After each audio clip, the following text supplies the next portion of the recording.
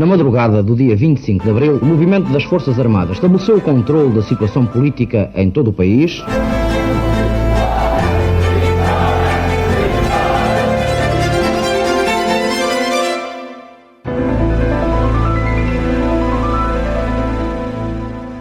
Olá, bem-vindos a um novo episódio de A História Repete-se, com Margarida de Magalhães Ramalho. Olá, Margarida. Olá, Lourenço. E comigo, Lourenço Pereira Coutinho. Hoje vamos falar sobre Calouste Gulbenkian, o britânico de origem arménia, nascido em Istambul, então Império Otomano, que fez fortuna, sobretudo como intermediário de grandes negócios do petróleo e que legou grande parte do seu património a uma fundação que, contra o que seria expectável, ficou sediada em Portugal e sob administração de portugueses. Para falarmos de Calouste Gulbenkian e do seu legado, convidámos o jurista e professor universitário Guilherme de Oliveira Martins, que foi administrador da Fundação Calouste Gulbenkian entre 2015 e 2025, mantendo-se como consultor da instituição. Dr. Guilherme de Oliveira Martins, bem-vindo ao programa. É um gosto tê-lo aqui. O gosto é meu, naturalmente. Eu sou um fiel ouvinte das vossas reflexões e dos vossos textos também. E por isso é com muito gosto que correspondi a este amável convite. Muito obrigado. Olá, sou a Georgina Angélica. Eu sou a Paula Cardoso. Juntas criámos o Tal Podcast, um espaço de conversas reais, profundas e sem filtros. Todas as quintas-feiras damos a conhecer novas pessoas com ideias e trajetórias que inspiram mudança. Podem ouvir-nos em todas as plataformas de podcast e nos sites do Expresso e SIC Notícias. A Fundação Gulbenkian assumiu-se desde o seu início como uma das primeiras, se não a primeira instituição cultural portuguesa. O seu nome é-nos hoje tão familiar que, por certo, poucos se perguntam por que ficou sediada em Portugal e até quem foi o seu instituidor. À partida, nada ligava Calouste Gulbenkian ao nosso país. Gulbenkian nasceu em Istambul, então capital do Império Otomano, no ano de 1869. Pertencia a uma família estabelecida de negociantes de origem arménia, motivo por que sempre chamou Istambul de Constantinopla, o nome da cidade quando era a capital do Império Bizantino. Na década de 1880, o seu pai enviou-o para Marselha, onde tinha negócios, para que Calouste estudasse contabilidade. Mais tarde, o jovem Gulbenkian estudou engenharia física no King's College, em Londres. Então, despertou para o potencial do petróleo como substituto do carvão e energia do futuro. Foi durante este tempo que fez uma viagem a Baku, onde, pela primeira e única vez na vida, tomou contacto com uma exploração petrolífera. Também, a experiência em França e Reino Unido distanciaram-no progressivamente dos negócios da família e vincaram-lhe o espírito cosmopolita.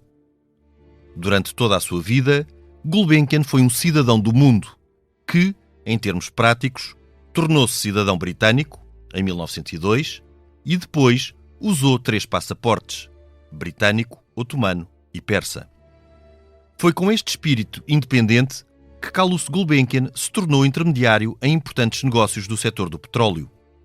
A Mesopotâmia, atual Iraque, e a Pérsia, atual Irão, eram então lugares com grande potencial de exploração petrolífera, cujo controle era cobiçado pelas potências ocidentais, sobretudo França, Reino Unido e Alemanha. A Grande Guerra de 1914-1918 acentuou esta disputa e comprovou a importância do petróleo como combustível do futuro. No pós-guerra, a derrota do Império Alemão e o colapso do Império Otomano enquadrou um novo contexto, com França, Reino Unido e Estados Unidos a disputarem o controle da exploração do petróleo na região da Mesopotâmia e Golfo Pérsico. Então, Gulbenkian valeu-se da sua habilidade negocial e da sua rede de agentes para assegurar à Royal Dutch Shell o controle do petróleo mexicano, persa, romeno, russo e mesopotâmico. Em 1928, desempenhou um papel fundamental nas negociações para a divisão da Turkish Petroleum, entre grandes empresas como a Anglo-Persian e a Royal Dutch Shell, conseguindo obter 5% da mesma. Em paralelo, Gulbenkian, que estabelecera residência em Paris, afirmou-se como um importante colecionador de arte, adquirindo peças de grande qualidade, desde escultura do Antigo Egito, passando por cerâmicas orientais, moedas ou pintura dos grandes mestres ocidentais, desde os primitivos aos impressionistas. A Segunda Guerra Mundial provocou uma mudança fundamental na sua vida e no destino da sua fortuna. Em 1942, o Shah da Pérsia, pró-germânico, Reza Shah Pahlavi, foi deposto pelos aliados em favor do filho, Reza Pahlavi, e Gulbenkian foi obrigado a deixar Vichy, sede do Estado colaboracionista francês. Vem então para Portugal, um país neutral, isto com o objetivo de seguir para os Estados Unidos. No entanto, a dificuldade de obtenção do visto para os Estados Unidos e a existência discreta que Portugal lhe proporcionava motivaram-no a prolongar a sua estadia, o que aconteceria até ao fim da vida. Durante 13 anos, Carlos Gulbenkian viveu no Hotel Avis com a sua mulher Nevarte, com quem mantinha um casamento apenas formal, e um pequeno séquito de colaboradores. Em 1950, a fortuna de Gulbenkian multiplicou-se por 10 com a entrada em funcionamento do oleoduto entre Kirkuk e o Mediterrâneo. Por essa altura, Gulbenkian já tinha decidido que iria legar boa parte dessa fortuna a uma futura fundação, ideia que então ainda não tinha objetivos precisos nem localização. Contra a maioria dos prognósticos e graças sobretudo à ação de José de Azeredo Perdigão, advogado português de Calouste Gulbenkian, esta fundação acabaria por ficar em Portugal e sob administração de portugueses, sendo hoje, passados 70 anos da aprovação dos seus estatutos, 18 de julho de 1956, uma referência mundial no campo da cultura. Dr. Guilherme de Oliveira Martins, de facto esta é uma história extraordinária e improvável de alguém que nasce no antigo Império Otomano, que se interessa desde muito novo e vê potencial no petróleo como combustível do futuro e que, graças à sua habilidade negocial, constrói uma fortuna colossal. A maior. Era a pessoa mais rica do mundo, não é? O homem mais rico do mundo. No momento em que o Sr. Carlos Gulbenkian morre, aqui em Portugal, é a maior fortuna do mundo. E em termos reais é preciso ver que esse acervo vai-se manter ao longo do tempo, como teremos ocasião, aliás, de verificar. A história é aquela que acabou de referir. A situação quase improvável. O Sr. Gulbenkian chega aqui em 1942. Devo dizer que as dificuldades relativamente ao visto são dificuldades momentâneas, mas não insuperáveis. O Sr. Gulbenkian, há aqui 3 fatores fundamentais que não podemos esquecer. O primeiro é a saúde, a sua saúde. O Sr. Gulbenkian tinha grande confiança no médico que lhe tinha sido indicado pelo Dr. Queiro da Mata, com quem teve relação em Vichy, justamente, e o Dr. Queiro da Mata indica-lhe como médico o Dr. Fernando da Fonseca. E uma relação logo muito fácil e muito próxima, num contrato extraordinário, uma vez que o Sr. Gulbenkian pagava ao Dr. Fernando Fonseca quando estava bem e quando estava doente não pagava. Havia aqui um incentivo relativamente... Corresponsabilizável pela sua saúde. Corresponsabilizável pela sua saúde. Mas havia uma grande confiança, primeiro fator. O segundo fator era Lisboa e o facto de Lisboa se assemelhar muito a Constantinopla. Pois. Ele próprio, ao fim de tarde, quer na primavera, quer no verão, ia ali para Monsanto para olhar justamente o Rio Tejo, e nós sabemos, eu próprio já tive essa experiência, estando de costas para Santa Sofia, o Rio Tejo assemelha-se muito ao Bósforo.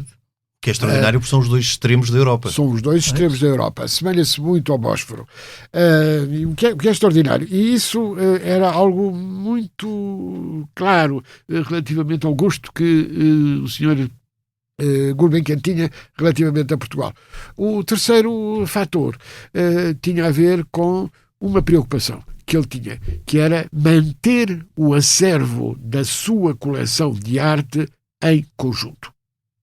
As chamadas suas meninas. As suas meninas, que ele chamará as suas meninas. Na entrada da Fundação, teremos dentro em breve a reinauguração do museu, a reabertura do museu. Lá está a frase, o gosto que o Sr. Carlos Gulbenkian tinha, mais do que o gosto, o empenhamento de manter a coleção completa. É preciso ver que a Fundação Carlos Gulbenkian está em Lisboa, porque Lisboa foi a única situação que criou condições para manter a coleção completa. A base da Fundação é o museu. Portanto, naturalmente temos, com base naquela moeda que o Sr. Gulbenkian gostava especialmente e tem, é uma quadriga. Essa quadriga correspondeu exatamente às 4 finalidades da Fundação. E as 4 finalidades são, naturalmente, a arte, a educação, a ciência e a beneficência. Sim. Mas o fundamental, porque há uma negociação muito complexa ainda em vida, por todas estas negociações, a coleção ficará em Lisboa já em virtude da negociação do próprio Sr. Gulbenkian.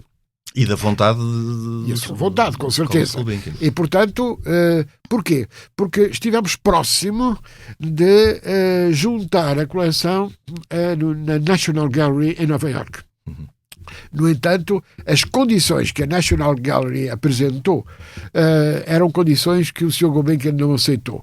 Quais eram? Criar um pavilhão autónomo, fora propriamente do museu, e o Sr. Gulbenkian disse nem pensar, as minhas meninas não podem ficam no anexo.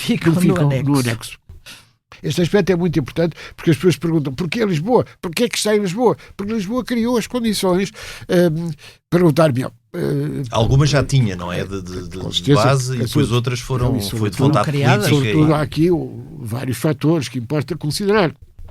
O primeiro é que a Inglaterra não se portou bem com o Sr. Gulbenkian, sendo ele cidadão britânico, pois. Sendo ele cidadão britânico, a verdade é que isso está no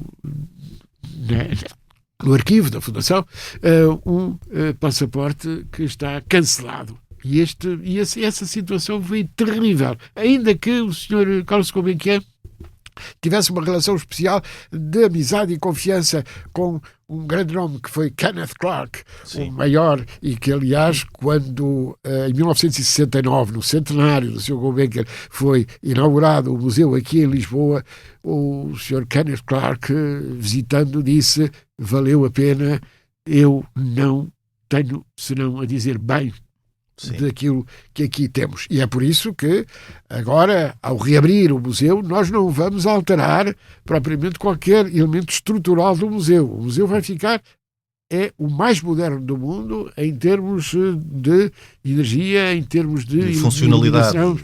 E de funcionalidade, mas a estrutura, é a mesma, as pessoas não vão descobrir um museu diferente, vão o mesmo museu melhor. Foi muito interessante e recuando aqui um bocadinho no tempo, logo o que disse que nesta fase final também o que identificou em Lisboa, há uma parte obviamente racional e a questão da ligação com o médico, mas há esta parte emotiva e emocional claro. De rever a cidade de Istambul, que ele sempre chamou de Constantinopla, por ser arménio sempre. E por ser um cristão arménio.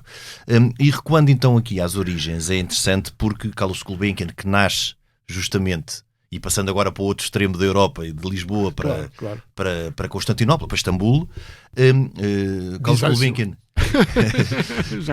Carlos Gulbenkian nasce em Istambul num contexto em que era a capital de um grande império otomano e numa família de negociantes, sobretudo de comércio, não é? Aquilo que chamava na altura importação, exportação e intermediação de bens. Até o pai dele já negociava em petróleo e daí também haver este princípio, este despertar do interesse.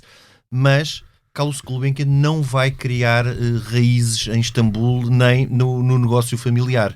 Ele é, desde o princípio, uma personalidade muito independente, muito cosmopolita. Porque é um arménio.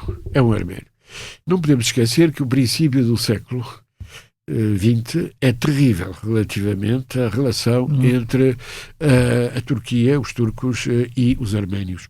Sim, e todos cristãos na altura do Império. Sim, mas sobretudo em relação não podemos esquecer sim. que a Arménia e é interessantíssimo, porque eu tenho tido um conhecimento disso com um enorme gosto, é o primeiro país cristão do mundo. Sim, não é? sim.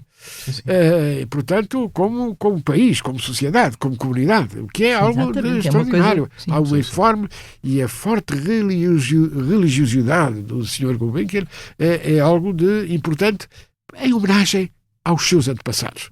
E na altura até a Arménia mantinha-se como única sociedade cristã, porque depois os sérvios, croatas foram progressivamente tornando-se independentes e permanecia como núcleo cristão dentro do Império Otomano. Como núcleo cristão e é por isso que vai ser tão perseguida, provavelmente. Houve essa perseguição. Essa perseguição sangrenta. Perseguição, nós não precisamos falar dessas questões, mas eu pessoalmente entristeço-me ao ver que a Igreja de Santa Sofia não é partilhada pelas várias religiões. Claro, como seria de esperar. Ao contrário do que os tratados internacionais reclamam e exigem. Mas pronto, as coisas são como são.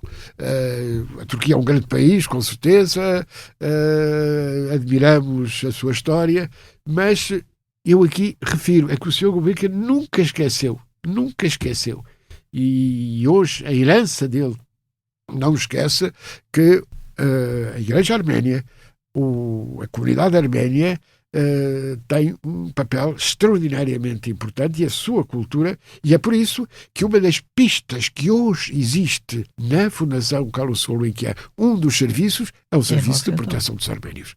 Exato. Da defesa dos direitos dos arménios. E a formação, ainda recentemente, um prémio Nobel da Medicina que foi financiado pela Fundação Gulbenkian é de origem arménia, não é? E, portanto, o Prémio Nobel da Medicina, que tivemos connosco há cerca de um ano aqui em Portugal, a fazer uma conferência, é arménio. E foi apoiado pela Fundação Carlos Gulbenkian. Portanto, mantém-se esta ligação, mas desde muito cedo que Carlos Gulbenkian sai de Constantinopla e centra-se no Ocidente, primeiro em Marselha, onde... Lembrando-se do que é Constantinopla. É porque Constantinopla tem esse caráter um pouco ambíguo. Ele gosta muito de Constantinopla porque é Roma do Oriente. É Roma do Oriente. É Roma do Oriente. Engraçado. Portanto, não mistura, distingue claramente. A independência do Sr. Gulbenkian é esta. Ele é ele próprio, não esquece as suas raízes arménias e, simultaneamente, é um homem que estuda profundamente a história da arte. Eu devo dizer que a biografia que aqui temos fala de várias vidas. Várias formas. Para os nossos ouvintes saberem, foi uma biografia que inspirou mundo. bastante também aqui a preparação do programa. Jonathan Conlin, o homem mais rico do mundo, da Objetiva. É um texto muito interessante. É um Sim, texto com uma investigação aprofundada. Com uma investigação aprofundada, mas fala de várias vidas. É por isso que eu estou com várias vidas. E este aspecto é fundamental, porque falámos há pouco, Baku, 1888, é a única vez que ele visita um campo de o que é extraordinário. De petróleo. Como é que alguém que faz fortuna no petróleo... Ele já tinha visto, viu ali, chegou aquilo que viu e o que era preciso mudar. Exatamente, e o que era preciso mudar. E ele admira-se da má organização, sim, do desperdício. Sobretudo do desperdício. Exatamente. 1888. Ele nunca mais vai visitar nenhum campo de petróleo. Mas ele conhece as pessoas, conhece as instituições. E é por isso que, quando ele, em 1911, ele escreve, a pedido do governo turco, os estatutos da Turkish Petroleum Company, ele organiza essa companhia com esta composição estatutária. O Banco Alemão tem 25%, o Banco Turco 50%, estão aqui 75%, e, portanto, a Shell, nós estamos assim agora sempre a falar de companhias que ainda hoje existem. Sim, ainda hoje existem. A Shell é a Shell, naturalmente, claro. É a companhia holandesa. Depois temos a Anglo-Persian Oil Company, que é hoje a British Petrol, a BP. Exatamente. É preciso percebermos que nós estamos a falar de realidades que hoje existem. A BP, a Royal Dutch Shell, e a companhia francesa de petróleo, que é a Total. A Total. Pronto, estamos a falar. A Petrol, a companhia francesa vai ser muito importante para o Sr. Gulbenkian. Ele está em Paris. Tem a Avenue Iana, aquele palácio extraordinário, mas ele tem sempre uma relação muito próxima com a França e com o governo francês. E simultaneamente através da relação com o México também. Exato. E dos acordos que são feitos relativamente que também eram o principal centro petrolífero da altura. Antes do Médio Oriente. E nesta altura, a norte, estamos a falar já do fim da guerra, terminou a guerra, estamos em 1920, há acordos complexos por causa do colapso do Império Otomano, vai obrigar a algo que infelizmente ainda hoje sentimos, não é? Porque acho que hoje em dia ainda hoje mesmo. A questão fundamental do Irão, o novo Irão, o Iraque. E todo o Médio Oriente. E todo o Médio Oriente toda aquela corresponde justamente aos efeitos do colapso do Império. E a Primeira Guerra Mundial mostrou a importância decisiva do petróleo até na altura, quando a Royal Navy, quando o Churchill era Primeiro-Lord do Almirantado, reconverte grande parte dos navios e da frota inglesa de carvão para petróleo, todos se apercebem do grande potencial. Portanto, se em 1911, quando foi desse primeiro acordo feito com a Turkish Petroleum, ainda num contexto de Império Otomano e de pré-Grande Guerra, há essa apetência. A seguir, no pós-guerra, vai ser uma corrida mesmo aos mandatos. E sobretudo porque no norte da Mesopotâmia descobrem-se as grandes jazidas. As maiores jazidas de petróleo até então descobertas no norte da Mesopotâmia. Que Gulbenkian já tinha identificado desde muito cedo. O Gulbenkian tinha contra a possibilidade, ele não sabia. Não, identificado esse potencial. Mas eu não sabia. E é o que vai de alguma maneira fazer desviar do Golfo do México para aqui. Mas o Sr. Gulbenkian, atenção, é preciso percebermos o seguinte: o Sr. Gulbenkian não tem nenhuma companhia petrolífera, nem tem. Isso é que é extraordinário. Exatamente, é apenas o conhecimento. O conhecimento e o intermediário entre elas todas. E sobretudo há aqui uma questão muito que é importante. A França, a posição da França, porque a França vai herdar a posição alemã. E, portanto, nas distribuições, quando nós vemos justamente o mapa, recordar aquilo que se designa, como bem sabem, como o acordo da Red Line Agreement. O Red Line foi desenhada pelo Sr. Gulbenkian.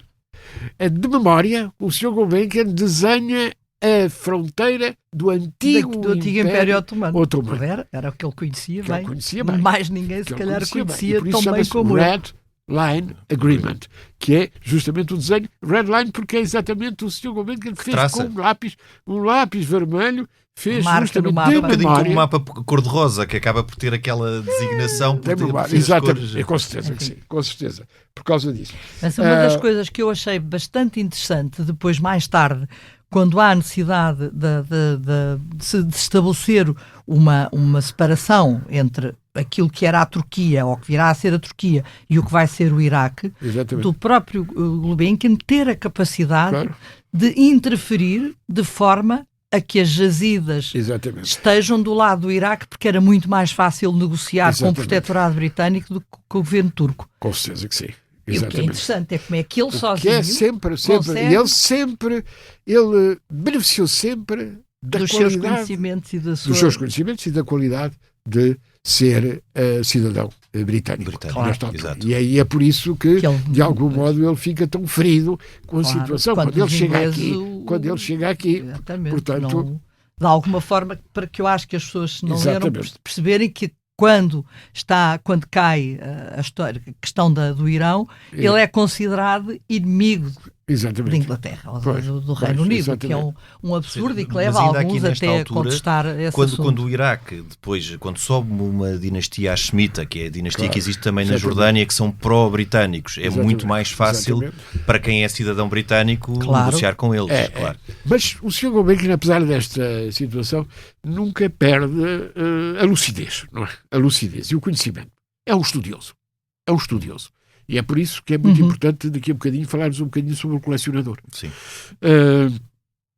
Colecionador, aliás, que é reconhecido internacionalmente como o mais temível de todos os negociadores. No Em temível, relação a tudo. no sentido de tudo, em tudo. Conto-lhes um pequeno episódio, que é um episódio notável, que é bem conhecido. Nós, no património da coleção Gulbenkian, temos o célebre rosto do grande faraó Sesostris III.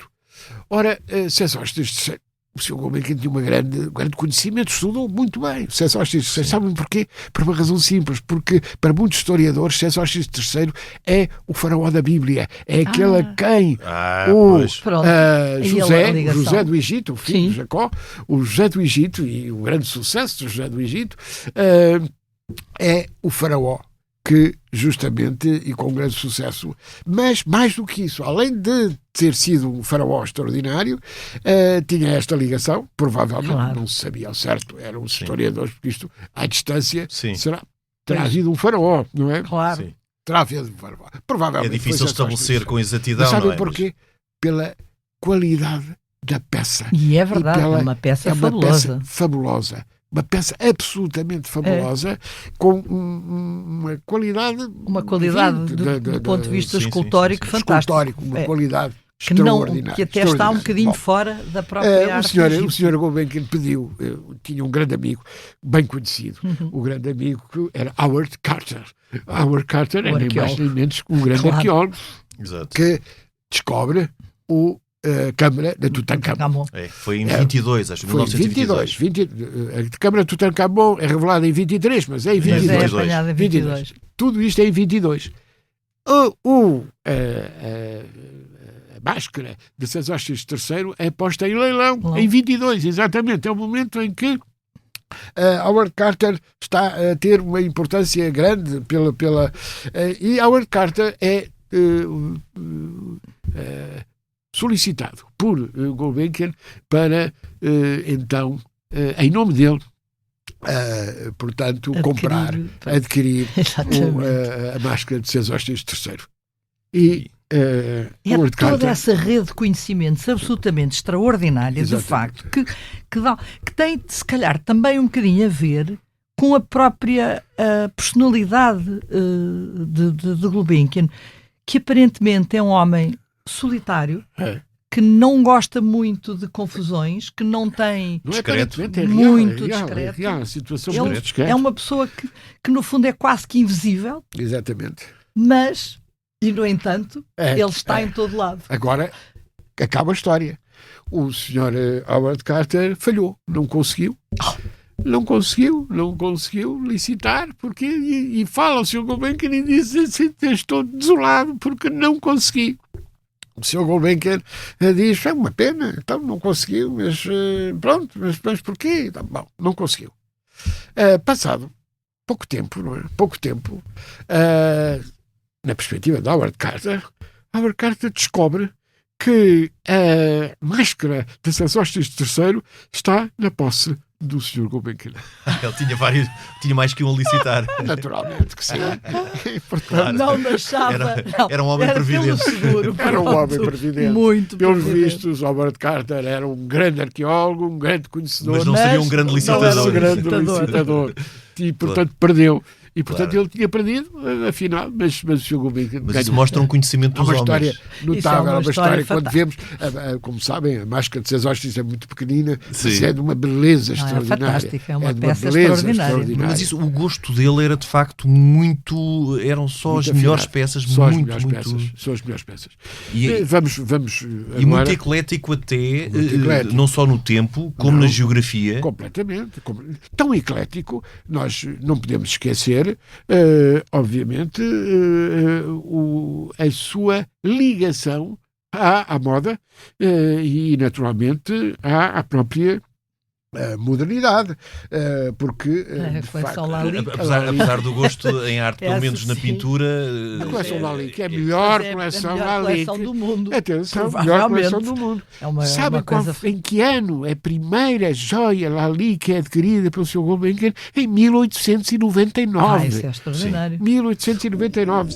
O que também é curioso é que talvez o despertar para a arte, o É. que o despertou para a arte, para além de Muito cedo, obviamente. porque aos 7 anos ele adquire as primeiras moedas gregas. não é? Mas 7 anos. isso é muito Pois, interessante, que é uma. De facto, É uma era podemos falar, genético já. podemos falar aqui quase como imagem de uma transição dos negócios para a arte, porque as moedas têm as duas funções, não é? Tem uma função prática de transação Completamente. e depois tem esta função estética Exatamente. histórica, não é? Numismática é uma auxiliar da história. Exatamente. E a partir daí depois também vem um gosto que é muito eclético, que depois em termos cronológicos não chega depois ao modernismo. Claro. Por exemplo, na Tá bem, pintura mas atenção. mantém-se no impressionismo. Mas Mas ele permite- participa. pois, mas- Arte nova. Ele chega à arte Arte nova. nova. Sim, sim. E vai participar na grande reunião, na conferência em Paris, onde se anuncia justamente a exposição de artes decorativas da Arte Nova, que tem lugar em 1925. Sim. Mas aqueles seus contemporâneos, Picasso e tudo isso, ele diz: eu preciso de estudar mais, de os perceber melhor para Claro, conseguir. mas isso é também não era interessante, não é? fácil para as Porque pessoas para a época, daquela época, para a era época esses difícil. pintores eram difíceis. Claro, eram difíceis. E Há uma eram lição, disruptivos. Há uma lição importante que tiramos da experiência de Gulbenkian. Ele adquiria as coisas de que gostava Uhum, e que conhecia, naturalmente. claro. Devo dizer, quando em 29 vai ter lugar a compra das peças do Hermitage. Sim. E verdadeiramente há 3 fundamentais que nós não podemos deixar de recordar. Uma é a Diana de Houdon, não é? Uhum. Que está na entrada Logo na da entrada, fundação, sim. aquela escultura extraordinária que foi E que estava, se adquirida não me engano, também na entrada da Casa de Paris. e também estava na entrada do É Congresso de uma Paris. coisa... E, portanto, e vem de Uhum. Moscovo e simultaneamente os dois quadros de Rembrandt, portanto o velho, que é indiscutivelmente da lavra do próprio Rembrandt, e Pallas Ateneia, que representa o Tito, o filho de Rembrandt, e discutiu-se muitas vezes se era autêntico. Hoje Ou se- sabe-se perfeitamente que é autêntico. Tem apenas a colaboração de um discípulo de Rembrandt. O que era muito Era normal, frequente à muitas época. vezes. Mas sim. atenção, colaboração apenas de algumas. Aliás, a obra é extraordinária, como bem sabemos, estamos Sim, a sim. Isso é lembrar, fantástico. porque tem um caráter muito evidente de gênio. Sim, tem muita personalidade, é Muita muito personalidade. forte, sim. E, portanto, representa o filho e, simultaneamente, ele... mas discutiu-se até tarde. Até tarde, mas o Sr. Gulbenkian sempre disse que tinha a intuição de que o quadro era, de facto, do próprio... E é engraçado que ele, podendo aconselhar-se, a decisão era dele. A decisão era dele. De compra, porque muitas vezes o que vemos em colecionadores Sempre. que são, É. que pedem a alguém construa que Mas faça. ele pede, claro. mas ele pede. Construa Ele uma estuda, é muito curioso, as obras estão lá, não é? Sim. Eu tive o gosto, e é emocionante, ver exatamente a biblioteca artística Que ele do Sr. tinha. Gulbenkian. É impressionante. São livros de grande exigência, o melhor. Nós, quando vemos os especialistas virem aqui, não me esqueço o Prémio Nobel da Literatura, Orhan Pamuk, vindo aqui à biblioteca, ele ficou absolutamente fascinado, porque ele disse encontrei aqui na biblioteca do Sr. Gulbenkian coisas que eu nem na minha terra, ele é de Istambul. Sim, sim. Nem sabia que existia, provavelmente. E portanto que nunca tinha visto.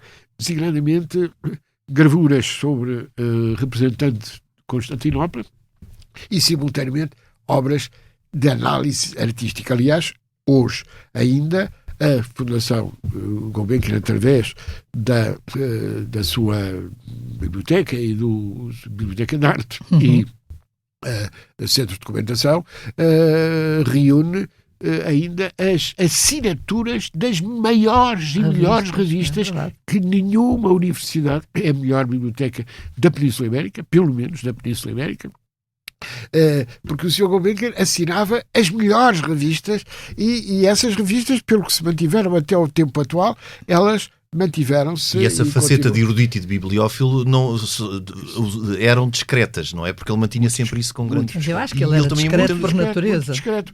O Stalin, quando se trata em 29-30... Claro. Do negócio, porque era negócio do petróleo. Era financiar.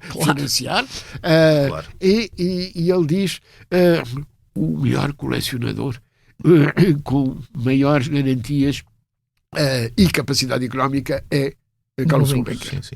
Como é que, uma coisa que a mim me deixa um bocadinho perplexa é como é que o que é que acha que leva na União Soviética a abrir o Hermitage e a vender as suas peças. Eles pelos vistos, não foi só a Gulbenkian, eles fazem...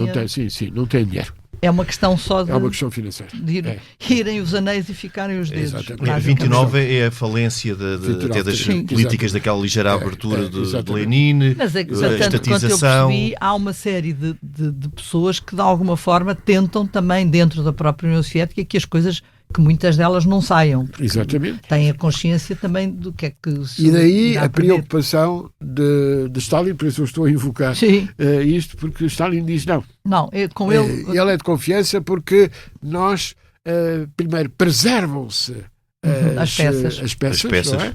Porque elas vão ser preservadas. Ele não é um negociante, não é um comerciante. Sim, não é alguém que vai revender depois. E já era um grande colecionador, não é? Ele não começou a colecionar em 29, muito antes. Já era o maior colecionador. Portanto... Desde 1883, com 14 anos, 2 moedas no Bazar de Istambul. Assim começa a coleção.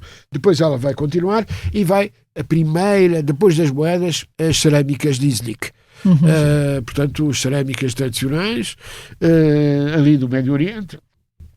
Logo a seguir, as joias Lalique, o que é surpreendente. Sim, passar é logo de ali uma coisa para a outra, mas é extraordinário. O que é surpreendente e é extraordinário. Porque... Mas ele nessa altura também já está... Já está no França, Ocidente. Já está no Ocidente. Já de alguma forma... Sim. E depois temos a primeira escultura, que é a sereia repetando o efebo, e em 1905 a flora de Carpot. Depois, então, entrará com Corot o primeiro tapete e o primeiro guardi. Ele gostava do guardi, não é? E é a maior coleção, aliás, neste momento está exposta em Veneza, esteve exposta há um ano aqui com grande sucesso aqui em Lisboa, e justamente Veneza, porque para Gulbenkian o gênio de Guardi era muito especial e dava uma ligação entre a Veneza humana, a Veneza das pessoas, e é de facto algo de muito, muito interessante e, portanto, sistematicamente, porque depois era um colecionador sistemático, não é? Claro. Portanto, para ter o melhor. Sim. E, portanto, e nesta década de 30 ele já tinha de facto o melhor, portanto, temos Gulbenkian. E em 29, o Ghirlandaio. Atinge o final da década de 20, quando ele está no negócio da divisão da Turkish Petroleum e com a aquisição destas obras no Hermitage, ele depois atingirá talvez o ponto de cume, não é? De auge. E depois... Ele em 1919 adquire o primeiro Degas, depois o Guardi, continua com o Guardi, e o Turner. O Turner, Também. o Turner que se encontra na Fundação Wallace Gulbenkian é referenciar. Sim. É referenciar. E lá está. Gostar do Turner significa Exatamente. um conhecimento muito Sim, Um pouco sofisticado. sofisticado. Sim. sofisticado. Porque Turner tem um peso e uma importância e uma capacidade inovadora de antecipar muito daquilo Claro, do que vem a seguir. encontraremos Sim. a seguir, os impressionistas, etc. Sim. E, portanto, Turner antecipa, não é? Turner antecipa. E Depois temos também o bibliófilo. Designadamente adquire o livro de horas de Margarida de Clèves, que é uma obra-prima, e, naturalmente, a Bíblia Arménia Iluminada, que também é uma outra obra-prima. obra-prima da coleção Gulbenkian. Tudo isto em paralelo. Notem que entre 1919 e 1930, que é justamente a aquisição das peças ao Hermitage, decorre um momento da influência do Sr. Gulbenkian no mundo do É o auge, sim, o auge dessa influência. Recordar o que são os 5%. Primeiro, como há pouco salientei, o Sr. Gulbenkian apenas tem o conhecimento, apenas tem a capacidade de diálogo, mas não tem uma refinação, porque todos os outros tinham, não é? Claro. E mais, tem que fazer um acordo especial com a França, com a Total, portanto com a Compagnie Française de Pétrole, para garantir que os 5% ficariam sempre cobertos através Dessa- Isso é uma coisa absolutamente extraordinária, possibilidade. como ele consegue. E há uma questão que ainda não referimos, que é a questão dos Estados Unidos. Havia resistência relativamente à entrada das companhias americanas, os 7 magníficos, como lembramos. A amizade do Sr. Gulbenkian com a família Rockefeller, designadamente temos... Porquê? Porque é que são várias companhias americanas? Por causa do Sherman Act, por causa da concorrência. Sim. Portanto, Claro. E, portanto, como nós vimos ainda recentemente com a Microsoft, teve que se dividir, Exato. etc.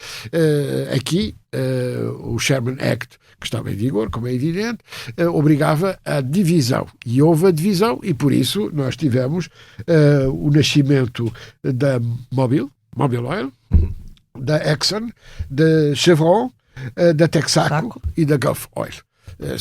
Ora, mas não havia, o Sr. Gulbenkian dialogava com todos. Claro. E tinha, Essa de facto, eu acho que é a grande Essa foi a sua grande mais-valia, de facto. mais-valia. Por isso, os 5% são o quê? Em primeiro lugar, 23,75% da Anglo-Persian Oil Company, que é a BP, outros 23,75% para Royal Dutch Shell, que é a holandesa, que já vimos, 23,75% para a Companhia Française de Pétrole, que é a Total, e 23,75%, aqui é uma negociação fundamental, que é os americanos entram.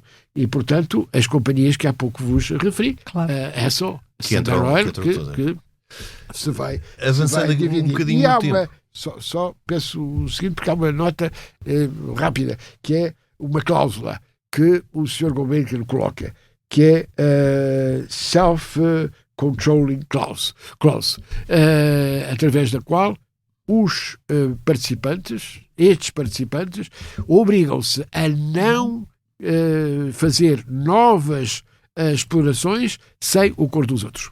Portanto, é muito importante. É fundamental. Essa, para mim, é mesmo das coisas mais fundamentais que ele faz nesse acordo e nessa negociação. É isso mesmo. Que é, portanto, vejam... Demonstra uma grande sagacidade. Uma grande Claro. sagacidade e influência. E capacidade. E aquela situação que acontece em 42, que eu acho também muito, muito curiosa, quando de alguma forma estão a querer empurrá-lo para o lado, Exatamente. e que de alguma maneira os próprios americanos não estão a querer dar-lhe tanta atenção. Exatamente. E quando, por uma razão que não completamente improvável, tem que haver um desvio do avião que traz o ministro saudita com o filho, que ia supostamente para Paris negociar acordos, mas vai ter que aterrar em Lisboa. Exatamente. Gulbenkian, que sabe tudo, está na Portela, Claro, mesmo claro, sem os conhecer, claro. a recebê-los. A recebê-los. E só o facto de lá estar, de ser fotografado, de estar na imprensa, e faz recuar uma série de coisas. Diz, não, o homem, afinal, tem mais conhecimentos que aquilo. Portanto, E aqui isso, já esta isso é questão, uma coisa que é muito curiosa.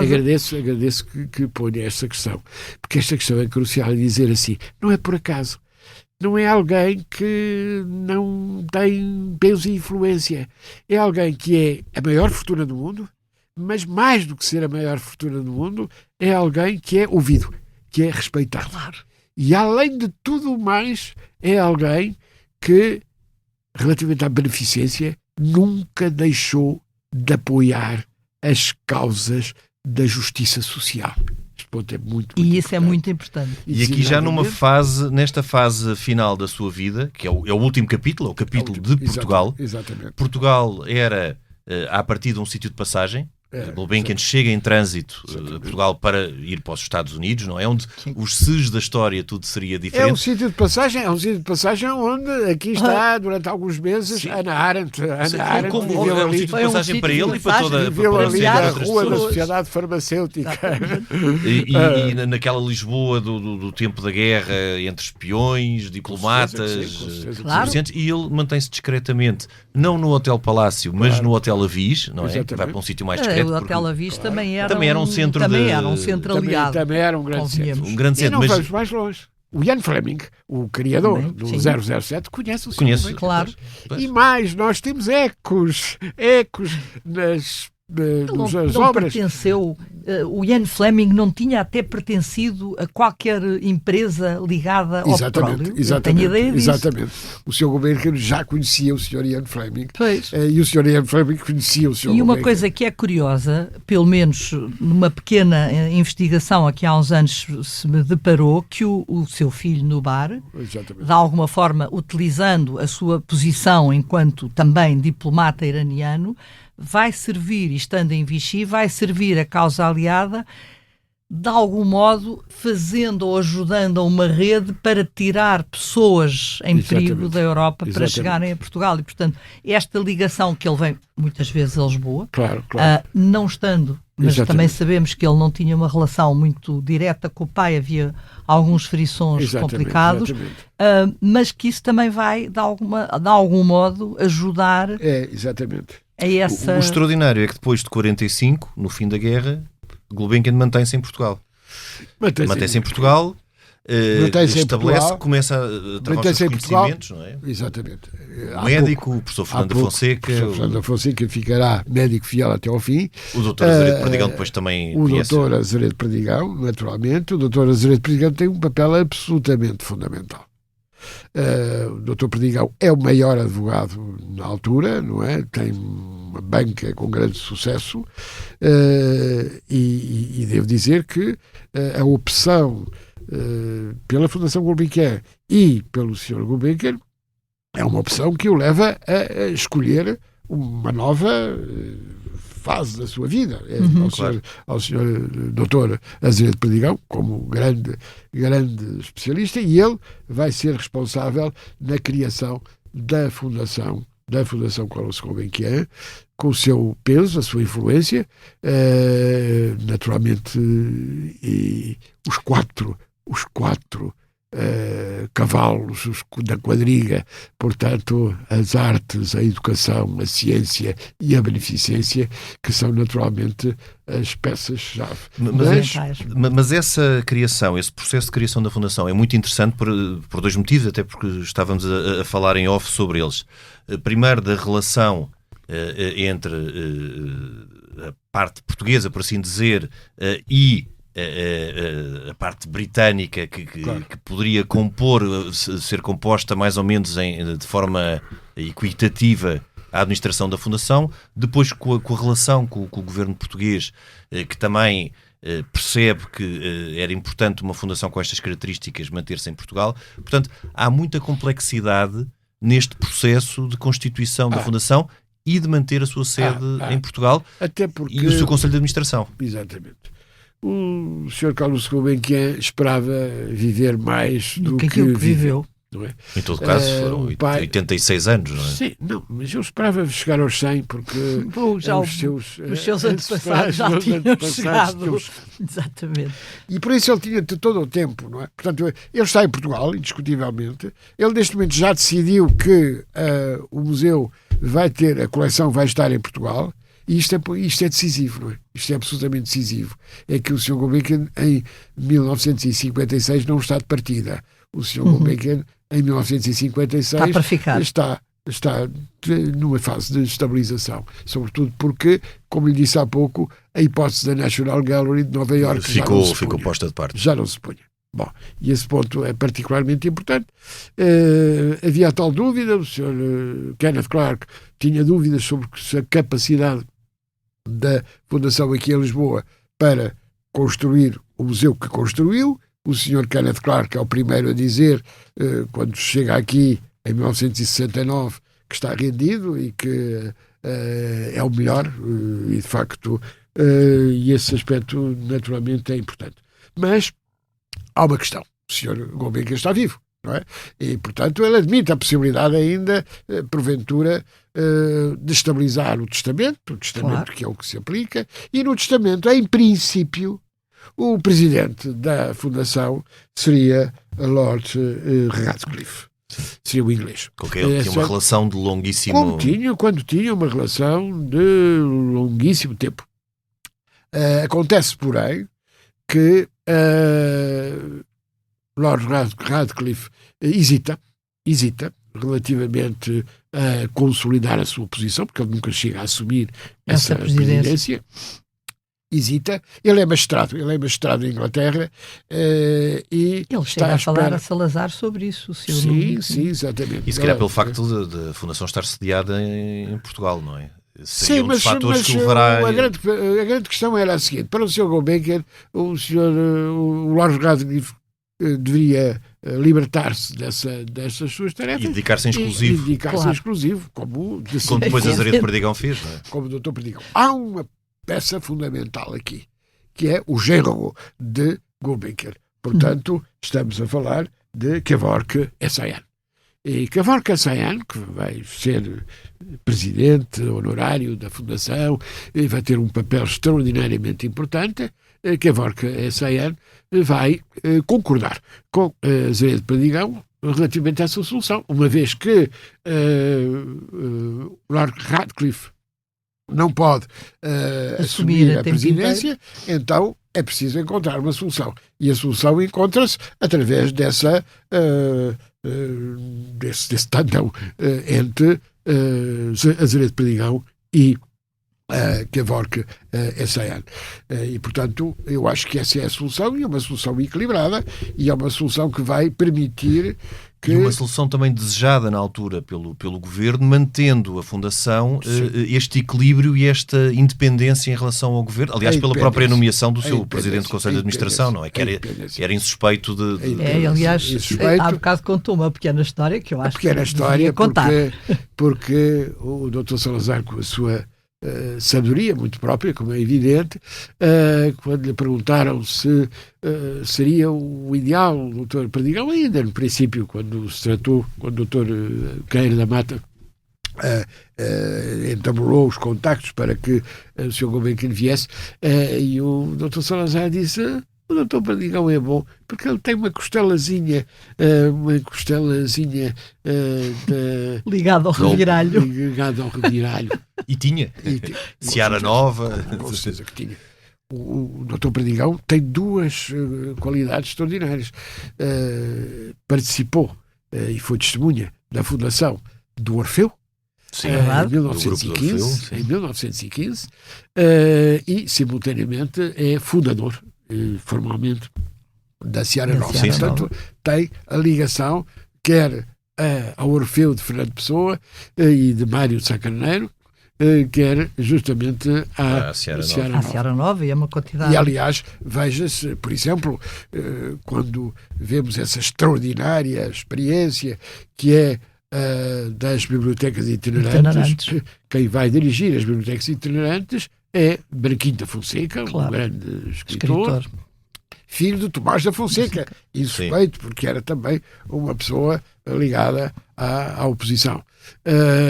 E, portanto houve esta relação cordial, um equilíbrio cordial que acabou por funcionar. Significa, naturalmente, que, em termos de dimensão, a Fundação Carlos Gulbenkian tem hoje uma dimensão que não tem concorrência, porque Sim, a segunda não maior tem. fundação portuguesa é 1/6 da Fundação Carlos Gulbenkian hoje. Hoje. E pegando nisso, nesse aspecto, e porque já estamos a chegar ao fim do nosso tempo, o tempo voou, a Fundação Carlos Gulbenkian tem 70 anos, faz agora 70 anos da aprovação dos seus estatutos, fazendo uma retrospectiva muito sumária destes 70 anos e dos seus principais pontos de evolução. Como é que caracterizaria estes 70 anos de fundação? Em primeiro lugar, fidelidade aos valores fundamentais e, designadamente, à memória de Carlos Gulbenkian. Depois, as 4 finalidades que há pouco referi e que estão expressas nos estatutos da Fundação, as 4 finalidades tiveram uma plena realização. As bolsas de estudo. Nós teremos em breve a revelação do conjunto enorme dos milhares de beneficiários para a sua formação no domínio das artes, da ciência, no domínio da educação, da formação. É absolutamente extraordinário. E é quase com emoção que vemos o conjunto de pessoas, naturalmente, os nossos bolseiros, não me permito aqui recordar para não criar problemas. O professor Cavaco Silva foi nosso bolseiro, o engenheiro Belmiro de Azevedo foi nosso bolseiro. Antes da FCT FCT existir, praticamente as bolsas eram não só no domínio científico, mas no domínio cultural. Exato. Se nós virmos, por exemplo, Vasco de Valente terá sido, penso eu, todos esses, e portanto, naturalmente, quanto aos artistas, a relação extraordinária com Maria Helena Vieira da Silva, com Lourdes Castro, e não esquecer Madalena Perdigão. Madalena Perdigão teve um papel muito importante na criação do Centro de Arte Moderna, com um lema muito que é de 83, não é? 82, 83. Exatamente, que é com um lema extraordinário. Vamos correr riscos. Este aspecto é muito importante. Isso é muito importante, para já. No domínio artístico, claro. Porquê? Porque nós temos um museu, fantástico museu, que é a coleção do Sr. Gulbenkian, temos a biblioteca, temos o Centro de Arte e, simultaneamente, temos o Centro de Arte Moderna. E o Centro de Arte Moderna é hoje, com aquela arquitetura extraordinária de Kengo Kuma, do arquiteto, do célebre arquiteto japonês, nós temos uma coleção extraordinária. Que é uma continuidade natural do que foi mas é coleção. Mas é os tais riscos. Não é continuidade. Continuidade no aspecto. Tem uma gênese diferente. Claro. São as bolsas. E a relação com a arte contemporânea. A arte contemporânea. Não há artista, não há cientista, não há intelectual que, direta ou indiretamente, não tenha estado ligado à Fundação Carlos Gulbenkian. É mais do que o Ministério da Cultura, é mais do que o FCT. Isso sem dúvida nenhuma. É justamente esta dimensão de assumir claramente que a qualidade na formação, a qualidade na investigação, são elementos absolutamente fundamentais. E eu acrescentaria uma coisa que para mim é particularmente notória ainda hoje, quando vou à Gulbenkian, e vou bastantes vezes. Aquele edifício, com 70 anos, continua a ser uma peça absolutamente excepcional de arquitetura. É verdade. É uma coisa, nos pormenores, e os jardins, em Sentão, nem se fala. Eu permito-me salientar numa missão... essa modernidade que permanece 70 anos depois. O que tem verdadeiramente qualidade é intemporal, não é? É como a arte. Esta modernidade é absolutamente extraordinária. O que está a dizer é exatamente assim. E numa missão internacional que aqui veio, além de salientar a atualidade da obra, a qualidade dos materiais. Exatamente. Digamos, se nós virmos o cimento, o cimento é uma coisa fabulosa. O cimento é da maior qualidade. Não há menor dúvida, que continua a ter um ar recente. Recente. Coisa que nós já não vemos noutras obras. Que é extraordinário, porque... Sim, intemporal, mas sobretudo, como nós sabemos, às vezes há construções de cimento modernas que rapidamente se degradam. Não tenho dúvida. E porquê? Porque a escolha é sempre a escolha da melhor qualidade. Não é o preço, é a qualidade. Sim. Isso sim, na continuidade de Carlos de Gulbenkian. Sim. Naturalmente, sempre nessa qualidade, que é para garantir que seja o melhor. E por isso o Sr. Gulbenkian, talvez terminemos aqui, dizia a todos os seus colaboradores que só há um princípio: only the best. Only the best. E numa carta que escreveu ao seu neto, ele dizia: para os meus familiares, only the very best. Era uma exceção. Era exceção. Era exceção para melhor. Não esquecemos naturalmente a orquestra, não esquecemos o coro. Falamos de referências mundiais, não é? Referências mundiais, sem dúvida. Mundiais. Portanto, aqui estiveram sempre os maiores. Ainda tivemos esta semana o grande pianista Sokolov, que é um extraordinário, um must, que teve esta semana 6 encores. 6 encores. É verdade. É de facto extraordinário. E olhamos novamente o Dr. Perdigão, Madalena Soria de Perdigão, também, para explicar porque foi essa ideia. A ideia de correr riscos para termos melhor qualidade. E eis como uma situação improvável à partida se transformou numa fundação que é uma referência mundial e uma instituição das mais importantes de Portugal, sem dúvida. É uma das 20 maiores fundações europeias e uma das 40 maiores fundações do mundo. Sim, para nós eu acho que é mesmo a maior e a melhor. Como eu disse há pouco, é mais a segunda é 6 vezes menos. Portanto, é uma grande diferença. Muito obrigado, eu é que agradeço. O gosto foi meu. Foi ótimo. O gosto foi meu. Margarida, nós até para a semana. Nós voltamos na próxima semana, noutro tempo e noutro espaço. Este episódio conta com a gravação e sonoplastia de Tomás Delfim, capa de Tiago Pereira Santos, coordenação de Joana Beleza e direção de João Vieira Pereira. Eu sou o Lourenço Pereira Coutinho, este é o podcast A História Repete-se. Voltamos na próxima semana, mas até lá, siga-nos nas apps de podcasts e nas redes sociais do Expresso.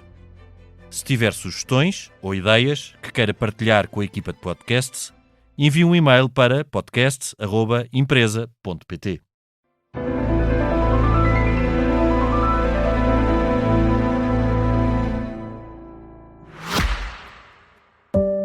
Olá, sou a Georgina Angélica. Eu sou a Paula Cardoso. Juntas criámos o Tal Podcast, um espaço de conversas reais, profundas e sem filtros. Todas as quintas-feiras damos a conhecer novas pessoas com ideias e trajetórias que inspiram mudança. Podem ouvir-nos em todas as plataformas de podcast e nos sites do Expresso e SIC Notícias.